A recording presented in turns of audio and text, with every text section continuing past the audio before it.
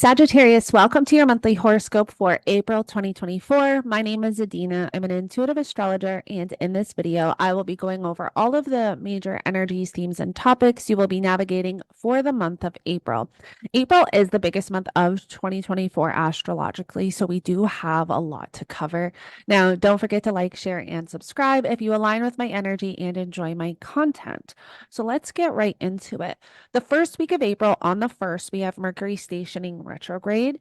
So this is in your fifth house. As you can see, we have a lot of energy in Aries and in Pisces. So there's a lot here around your fourth house and your fifth house. So the fifth house is children, creativity, passion, romance, hobbies, interests, everything you enjoy and do for fun is in that fifth house. And so with Mercury retrograde here, there's a lot maybe you're rethinking, reevaluating, or having to address around children or around those themes and topics.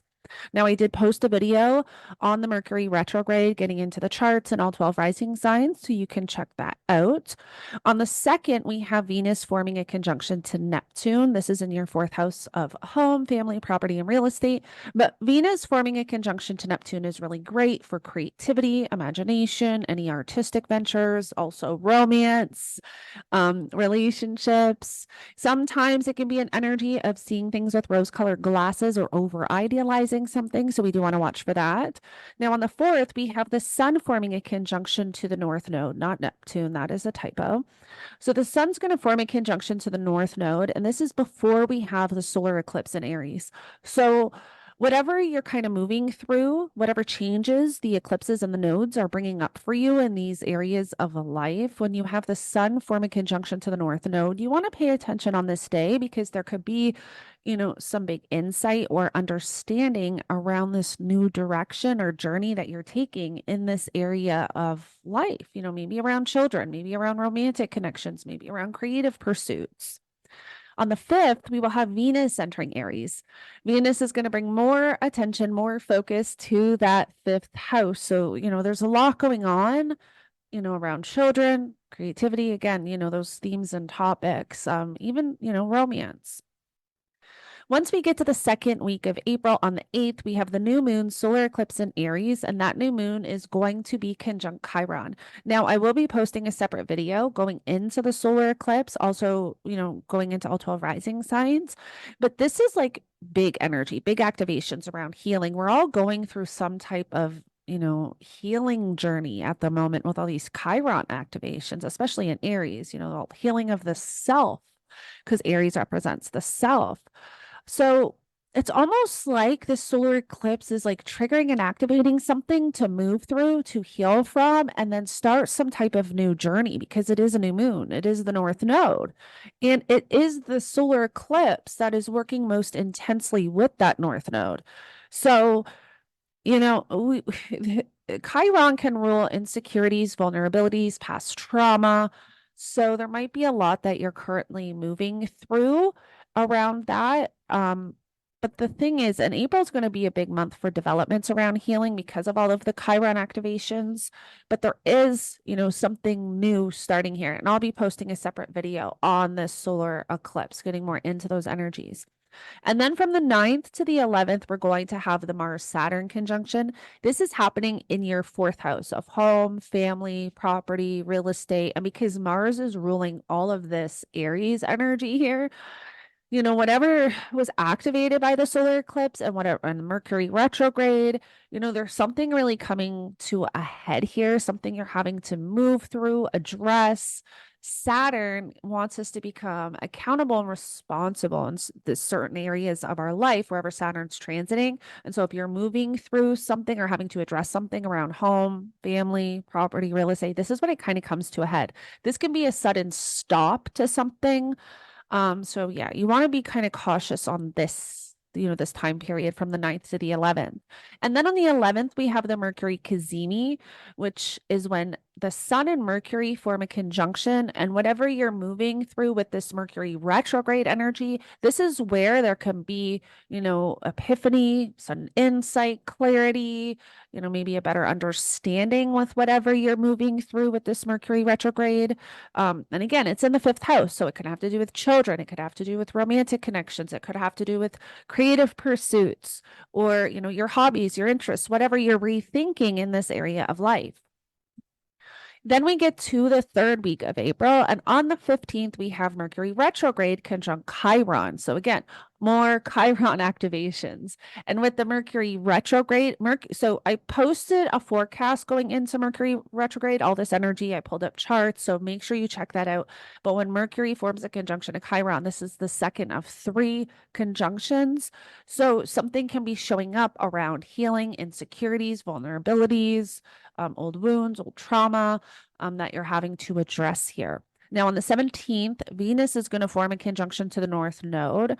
And because that North Node was just like really powerfully activated by the solar eclipse, I feel like this, like from the 15th to the 18th, and even on the 21st, like there's just so much activations of really becoming aware of your needs, wants, and desires, and releasing and letting certain aspects of yourself go, or you're done with, aspects of yourself that you no longer want in your energy, in your space to move forward. And so when Venus forms a conjunction to the North Node, that is where you can have, some powerful insight, clarity, support with that. Now, on the 18th, Venus is going to conjunct Mercury retrograde. Again, similar energy where maybe you're receiving some information or having an important conversation with someone, or receiving an intuitive download, or pay attention to your thoughts. What are you thinking around your needs, wants, and desires?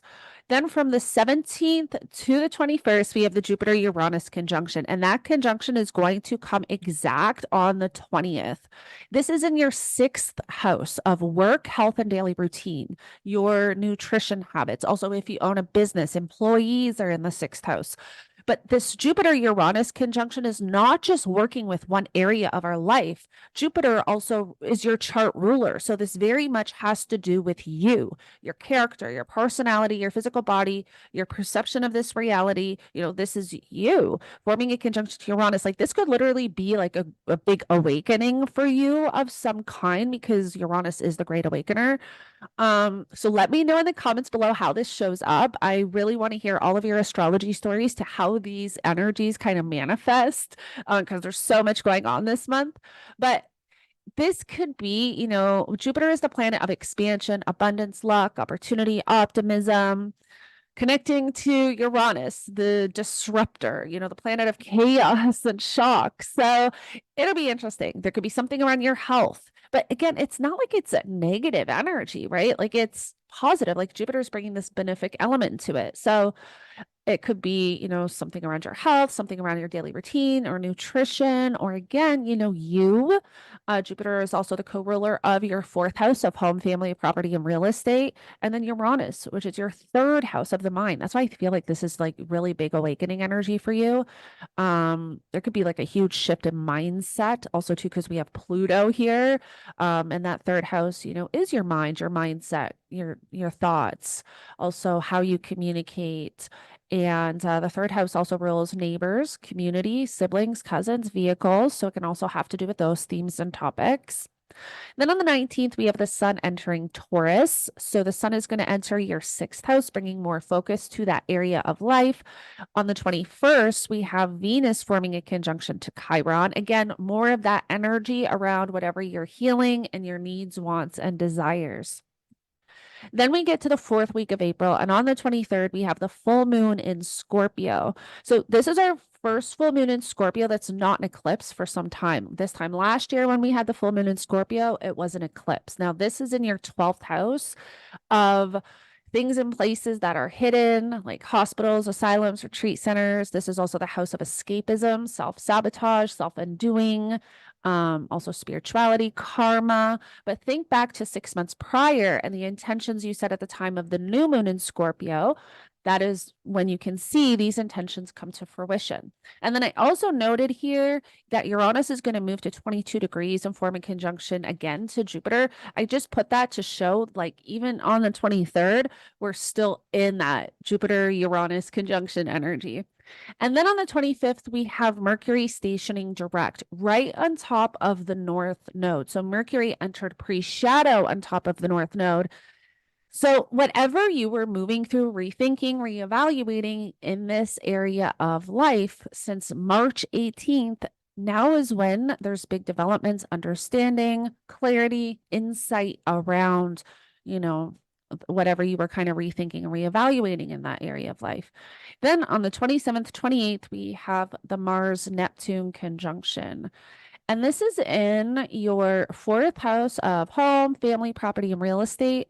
So when we have like a Mars and Neptune conjunction, because Mars rules our motivation, our willpower, drive, how we take action, sometimes there can not be a lot of clarity with a decision that we're having to make or an action that we're needing to take.